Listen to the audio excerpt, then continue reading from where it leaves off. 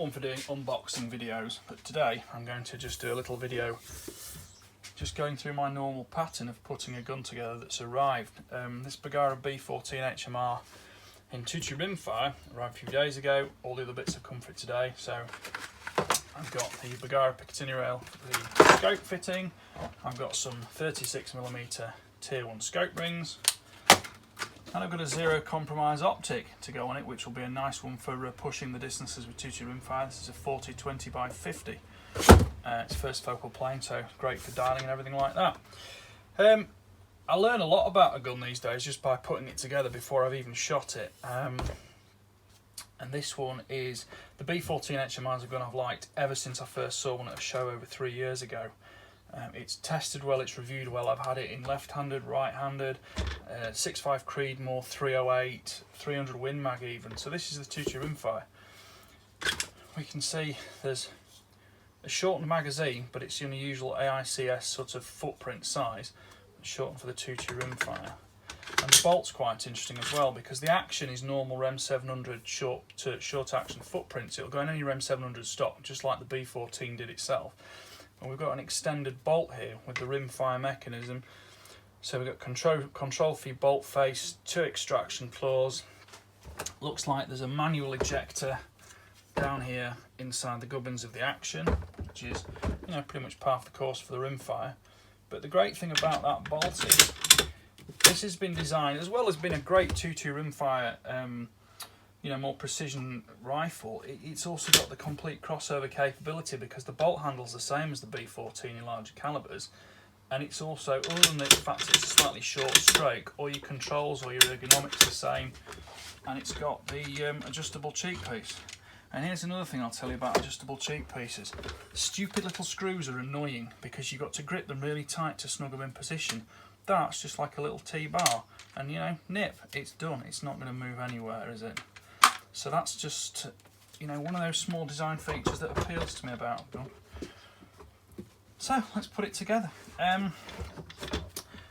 I'll clean the barrel before I actually take it to shoot it. 2-tube rimfire is not one I'm going to get too worried about running in on, but I always clean a barrel anyway, just because I like to be sure it's absolutely free of any dirt, debris, packing grease, oils and things like that. So we start out with the rail. I've removed the 4 little screws actually, I did that the other day. This Bergara rail is quite interesting because it comes with 2 thread sizes of screw. Now a lot of REM 700s and Bergaras maybe have been opened up to an 8x40, but the standard is 6x48 thread. And I'm going to just check these to see they look like they're all the same length, because generally the one at the front is often going to need to be a little bit shorter. But let's see how Bergara have specified these threads. They do supply you with a T15 Torx key to do it, and you may have seen my little video the other day. The first one I'm going to do is the front one. I'm going to nip that down, and now look, the bolt is too long, the action screw is a little bit too long. These are all the same length. Now I'll refer you to have a little look at the video I did the other day, and I won't do this on camera now.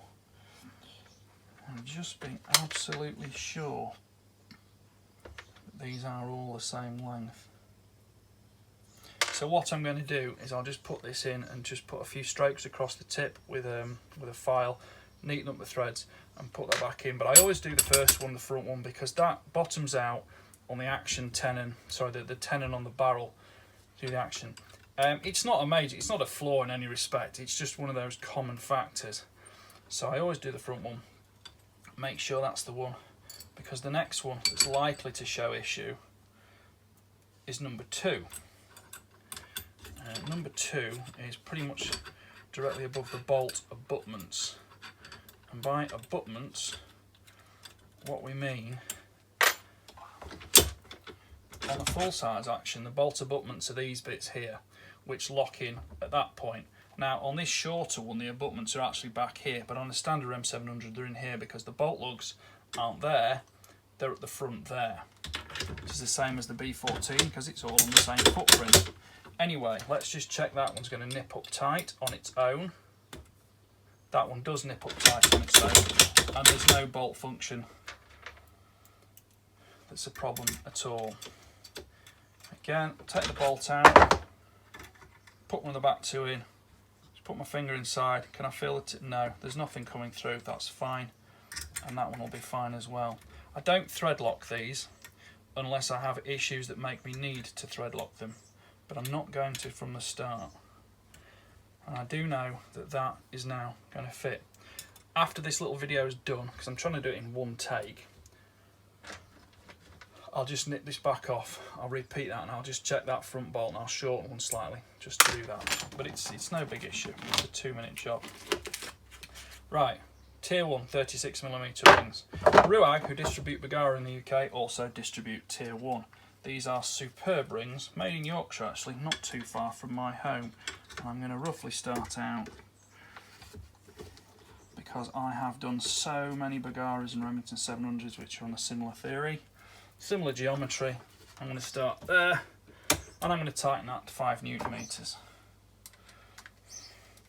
Now a lot of rim fires are quite short in the action, and therefore short in the scope mounting, but because this one is going to be identical to your B14 HMR in 6.5 Creedmoor or something such as that,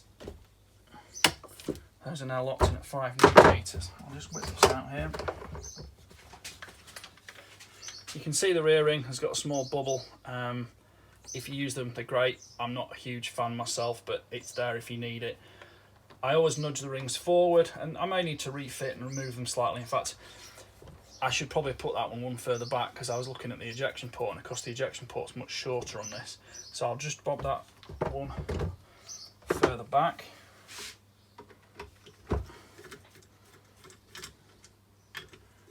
And you'll see, I'll push that ring forwards as I nip this up, because that makes sure it's in full contact with the slots across the superb Picatinny mounting system. Pause for breath for a second there.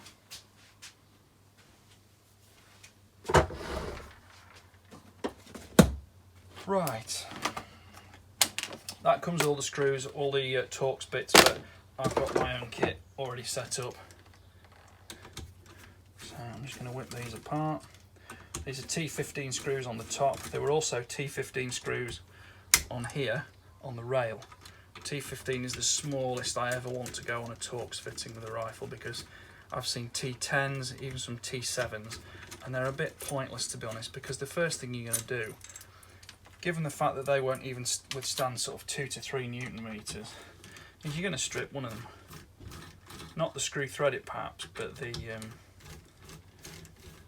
fitting for the tool itself. And it's just hassle you don't need in life. So why people go smaller than T15, I don't know. The base of the ring fitting onto the rail is a T25. So, zero compromise optic.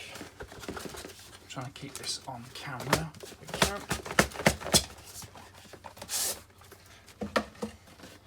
I've shot with these before. They're very nice scopes.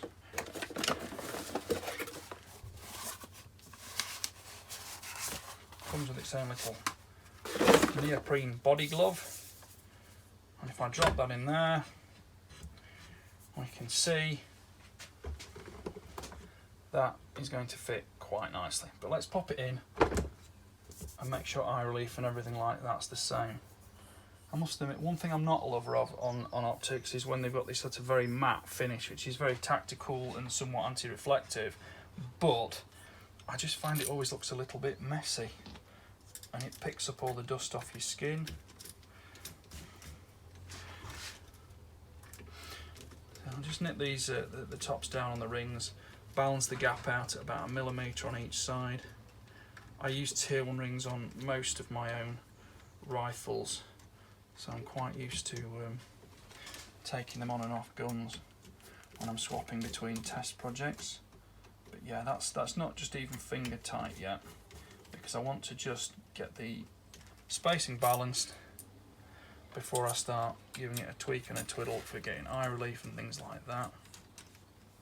I tend to hold this side of the ring down, and then I tighten the opposite side until it lifts it and shows me like a 2 millimeter gap here, which I know sorry, a 1mm gap here, which I know is then going to be about balanced. You can measure them if you want, and it always looks better and it's more professional if they do match each other. Now, even just slipped into place, because of that matte tube finish, that won't rotate at all in the rings with just the weight of the tops on them. Right, so we've got movement there. We've got movement. Whether this will appear very well on camera or not, I'm not sure. I'm going to go in for eye relief. I'm going to set it mid-range, so we go from 20 down to 4. So I'll set it on 12. I can see me shooting it a lot on 12. And I'm usually going to be shooting prone or seated or from some supporting medium.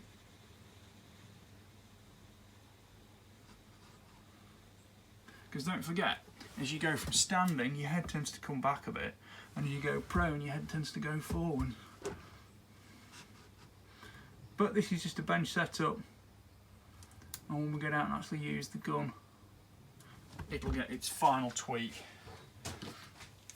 Now, I need to be careful that this ring at the front here is not going onto the taper of the objective bell at the front. And it looked like it was very close where I'd put it, and I want a little gap there. If I need to move the ring, I can move the ring. No, I don't need to move the ring. Just want to ensure there's a gap so that the tube is actually, the scope's nipping down on the parallel surface of the tube, not the increasing taper outwards on the objective bell. So I'm just going to nip those finger tight on the front ring. It doesn't matter if I do the front ring or the back ring first. There's other zeroing videos and videos about scope mounting, but I tend to bring the exit pupil right back, and I can line the reticle down with the sear spring inside the action. So that's nipped down, it's correct, it's just nipped on the front ring. So I'll just nip it on the back ring. You'll notice that I'm going diagonal. And I always just do one ring first. I'm not really a big believer in lapping scope rings because, to be fair, if you've got to lap them, you're removing material. And if you're removing a material that was misaligned, well, you've no longer got your proper contacting full width bearing surface of the ring to the scope tube.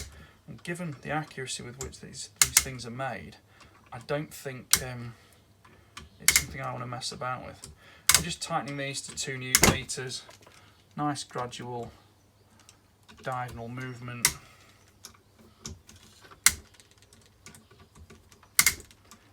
My workshop doesn't really lend itself to filming in here.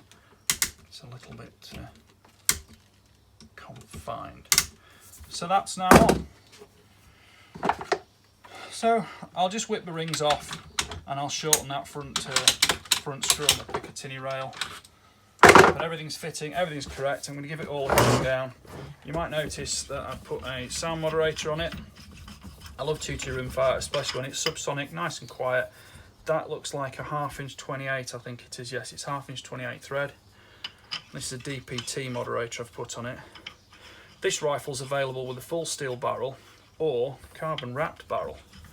I've never really done a lot with carbon wrapped barrels, and generally when I have, they've been attached to guns that didn't particularly impress me anyway. But yeah, I'm looking forward to shooting this one. So stay on my channel, like, subscribe, hit the notification bell, and you'll see what pops up new. We'll maybe get out this afternoon and zero this after I've cleaned it and sorted that front scope base. Thanks for watching.